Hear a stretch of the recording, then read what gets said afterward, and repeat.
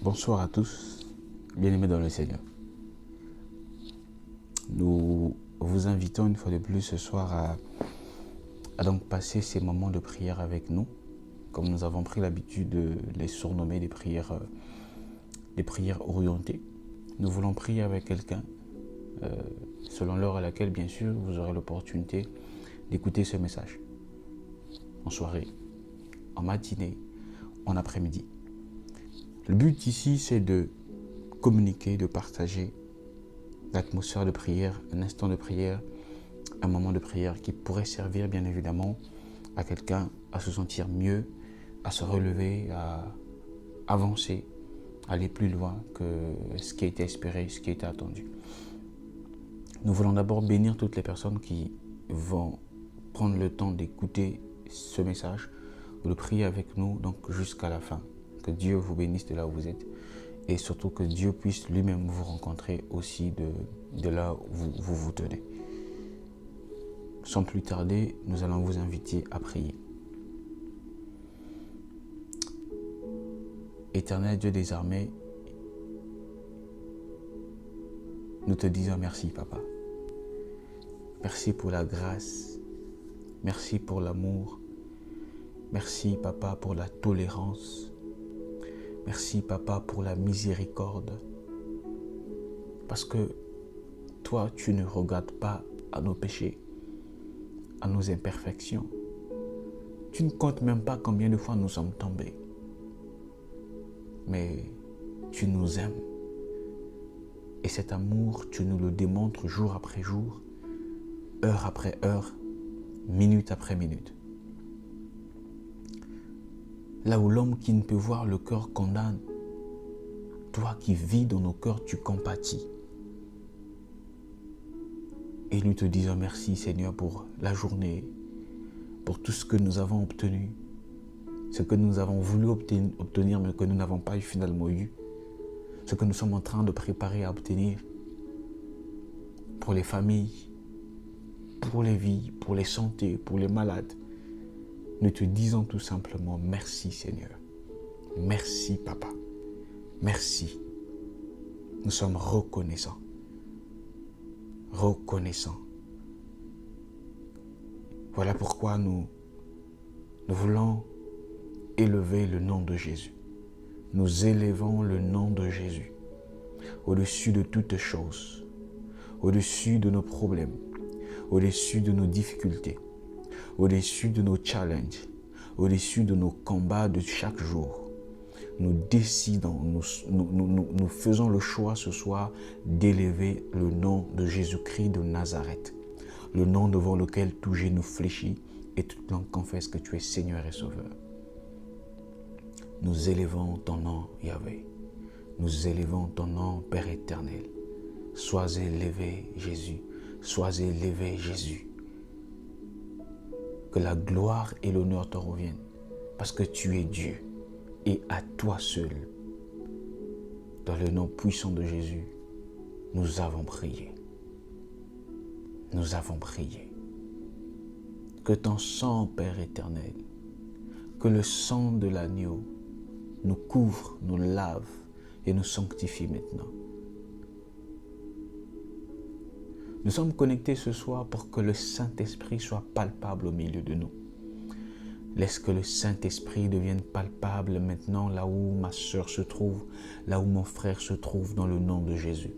Que la présence du Saint-Esprit de Dieu devienne assez visible, que nous puissions sentir le Saint-Esprit là où chacun de nous se situe maintenant dans le nom puissant et glorieux de Jésus-Christ. Parce qu'il est écrit que tous ceux qui te chercheront de tout leur cœur te trouveront. Alors, laisse-toi trouver par des cœurs et des âmes qui viennent te chercher ce soir. Au nom de Jésus. Sois élevé, sois adoré, sois magnifié. Nous avons ainsi prié et nous disons Amen. Alors, Amen, bien-aimés dans le Seigneur. Voilà. Nous avons débuté depuis la semaine passée à voir comment en fait nous devrions, au niveau de notre âme, passer des ténèbres à la lumière. En réalité, nous avons besoin au niveau de notre âme de passer des ténèbres à la lumière. Et le Seigneur s'est décidé en cette année 2022 de me faire entrer dans le règne de lumière. Il est temps que les ténèbres arrêtent de régner dans nos vies. Il est temps en fait que nous arrêtons de vivre les mêmes situations, d'être dominés, d'être asphyxiés, d'être combattus et vaincus, toutefois qu'il y a un combat. Il est temps pour un enfant de Dieu de posséder sa victoire. En fait, il est temps pour un enfant de Dieu de vivre l'héritage que le Christ l'a tant promis et réservé. Il y a un héritage pour moi, il y a un héritage pour toi que nous avons en Christ Jésus et il est tout simplement temps que nous puissions en fait posséder cet héritage. Il est temps que nous puissions entrer en possession des bénédictions tant sur le plan terrestre que céleste que nous avons acquis de la mort, de la résurrection de notre Seigneur Jésus-Christ. La dernière fois, nous avons parlé de l'âme, de la nécessité en fait qu'il y avait de vivre en paix, de la nécessité qu'il y avait de faire prévaloir la paix, la joie et la stabilité au niveau de notre âme, ce qui est indispensable si nous voulons donc vivre cette lumière que Dieu nous a promis, cette lumière que Dieu met à notre disposition. Alors nous voulons continuer à parler de l'âme, à prier pour l'âme, pour les guérisons, pour la paix, la joie au niveau de notre âme. Voilà pourquoi je vais vous inviter à prendre les Bibles. Nous allons lire dans le livre d'Ésaïe, le chapitre 43, le verset 18. Ésaïe chapitre 43, verset 18. Ésaïe 43, 18. Il est écrit: ne pensez plus aux événements passés et ne considérez plus ce qui est ancien. Je répète, ne pensez plus aux événements passés et ne considérez plus ce qui est ancien. Parole du Seigneur, nous rendons grâce à Dieu. Bien-aimés dans le Seigneur, le Saint-Esprit veut nous faire comprendre une chose ce soir. C'est que pour que tu vives la lumière, pour que tu quittes de l'obscurité à une vie éclairée par la lumière de Dieu, c'est vrai, il y a un travail à faire au niveau de l'esprit, il y a une vie de prière à adopter, une discipline de prière à mettre en place. Il y a du point de vue physique un certain nombre de principes, de règles à mettre en place, mais il y a aussi et surtout du point de vue de l'âme une discipline à mettre en place.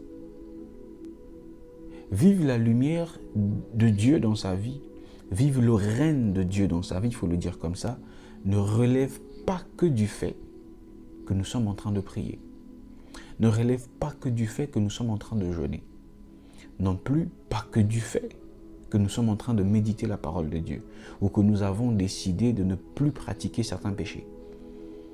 Il en est une chose de s'abstenir de certains péchés. Il en est une autre de travailler sur son âme.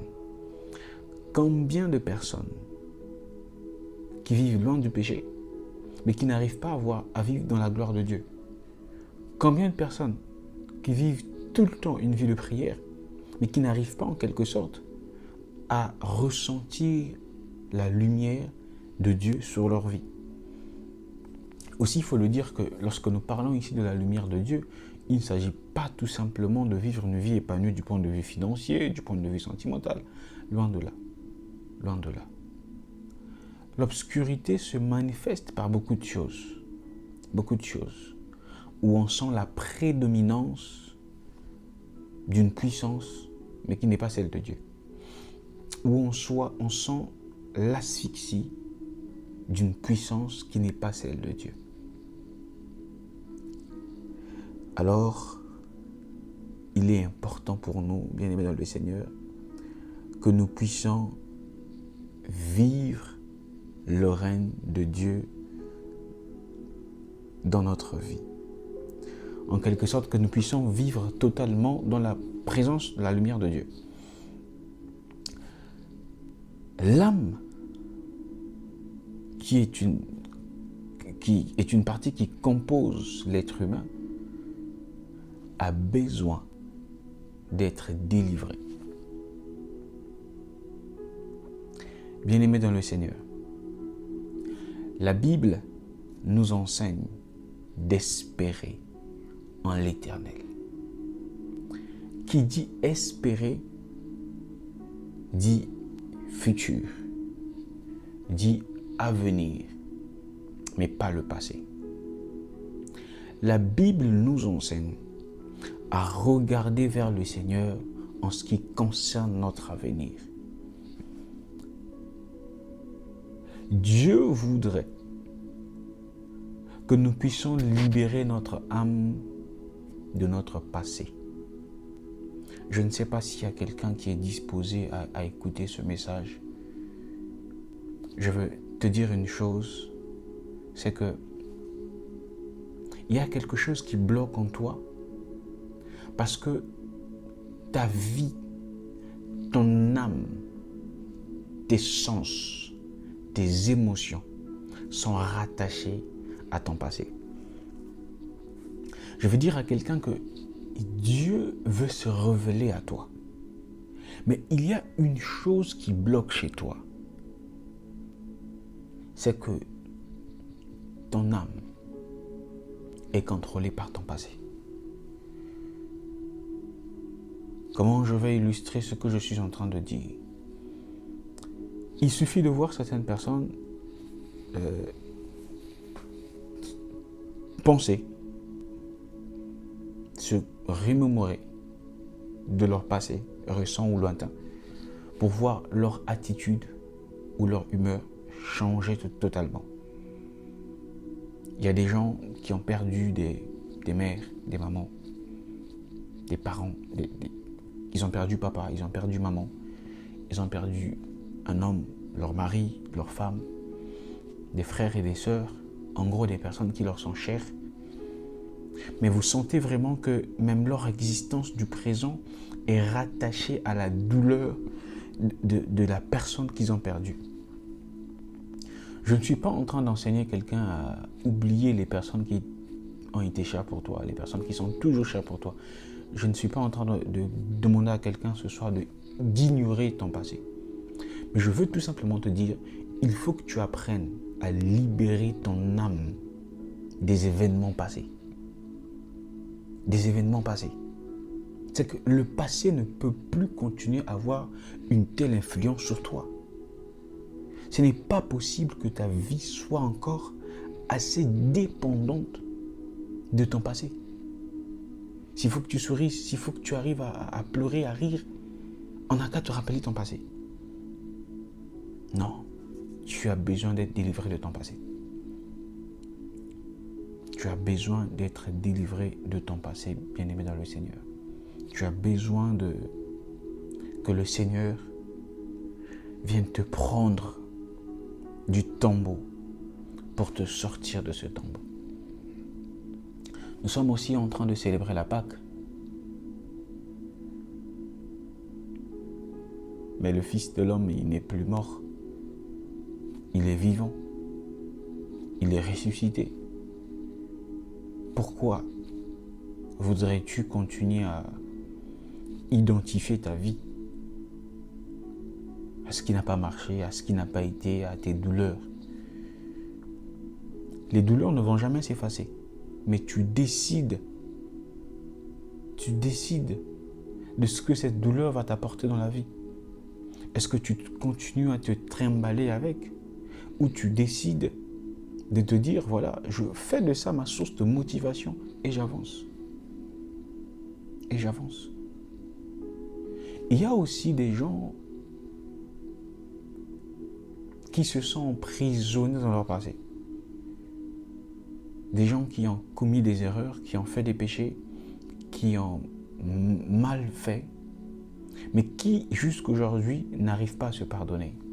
Il y a des gens comme ça, qui ont du mal à se pardonner, qui ont du mal à accepter que ce qu'ils ont fait peut passer, qui ont du mal à accepter que le Seigneur a oublié ce qu'ils ont fait, que le Seigneur les a pardonnés et qu'il faut passer à autre chose.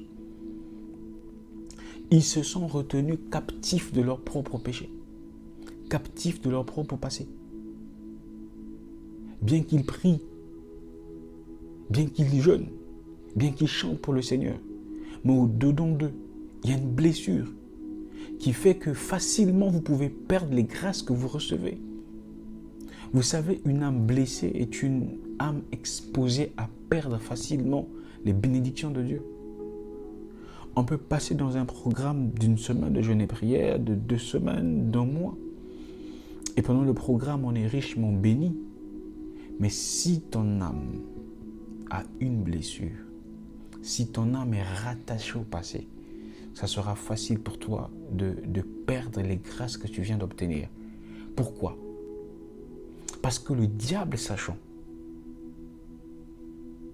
que ta vie n'est pas rattachée à l'espérance qu'on devrait avoir de Dieu, mais plutôt à ce que tu as perdu, à ce que tu as fait.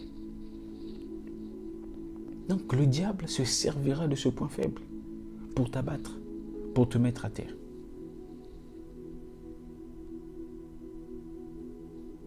Tu veux que ta situation change?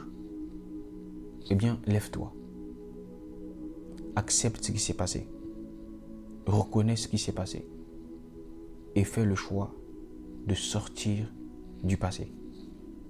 En fait, avance. Avance. Reconstitue-toi. On t'avait fait du mal, on t'avait causé du tort, mais fais sortir cette personne de ton cœur. Arrête de garder la colère, arrête de garder l'image dans ton cœur. Arrête de faire de sorte que ton comportement d'aujourd'hui soit dicté parce que les gens t'ont fait hier.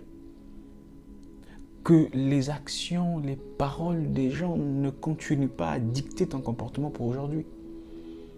Pas du tout. Tu veux que les choses changent?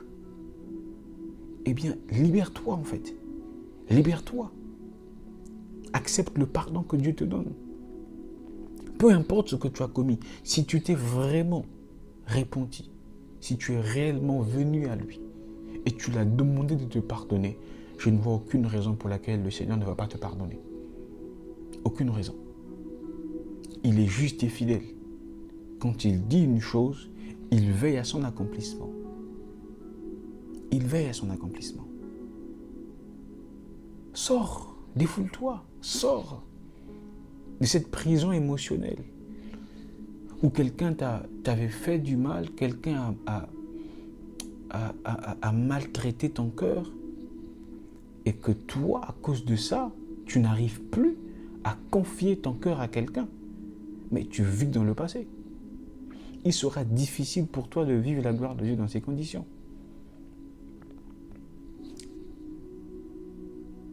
Il est temps, en réalité, que nous puissions vivre le règne de Dieu dans nos vies. Il est temps que nous puissions entrer progressivement dans le plan que le Seigneur a destiné pour chacun de nous. Mais nous avons besoin de vivre en paix. Nous avons besoin de nous libérer dans notre âme. Nous avons besoin de nous détacher du passé. Oui, il faut que nous apprenions à nous détacher du passé pour avancer, pour aller vers le Seigneur. Une âme qui est rattachée au passé a du mal à écouter le Dieu qui le parle. Tu auras du mal à écouter la voix de Dieu aussi longtemps que tu crois que ta vie est encore au passé.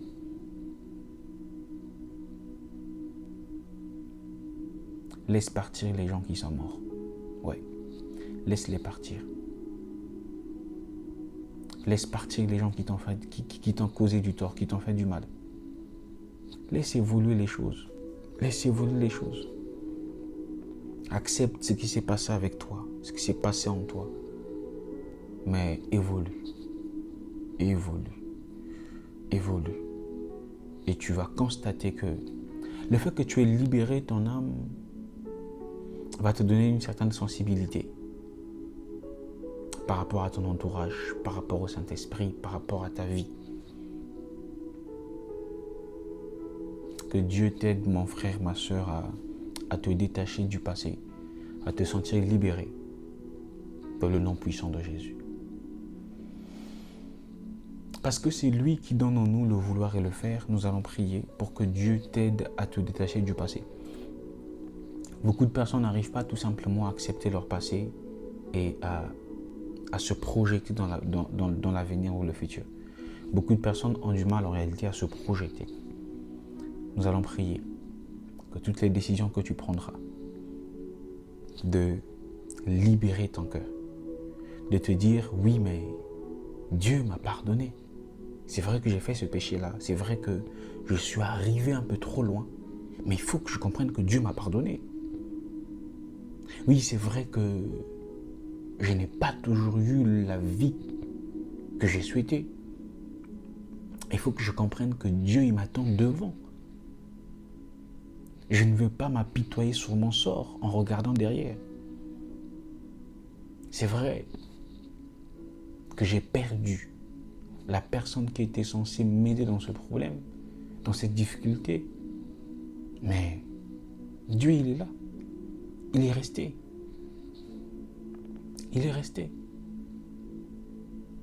On ne va pas être tout le temps victime. Non. Il faut qu'on avance. Dieu, il nous attend devant, il n'est pas derrière. Et il est devant nous. Avançons afin que la grâce du Seigneur soit disponible et palpable dans nos vies. Amen. Alléluia. Nous allons prier. Nous allons prier. Alors je vais t'inviter à prier avec moi ce soir afin que Dieu te donne la force de surmonter ton passé, de te détacher de ton passé et à regarder surtout vers lui, le roi des rois, le Seigneur des seigneurs. Nous avons besoin de la grâce de Dieu. Alors tu vas prier avec moi afin que Dieu te donne la force de te détacher de ton passé.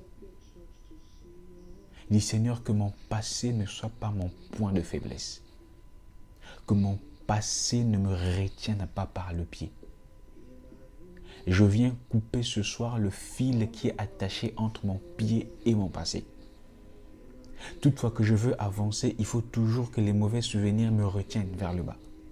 Toutefois que je veux avancer, il faut toujours que ce que mon mari m'a fait de mal me revienne en tête. Toutefois que je veux aimer davantage, il faut toujours que les blessures des hommes viennent me montrer comment j'étais misérable. Dis Seigneur, je viens te demander la force de me détacher de mon passé. Par la puissance du Saint-Esprit, je viens briser, Seigneur, le lien qui me lie à mon passé.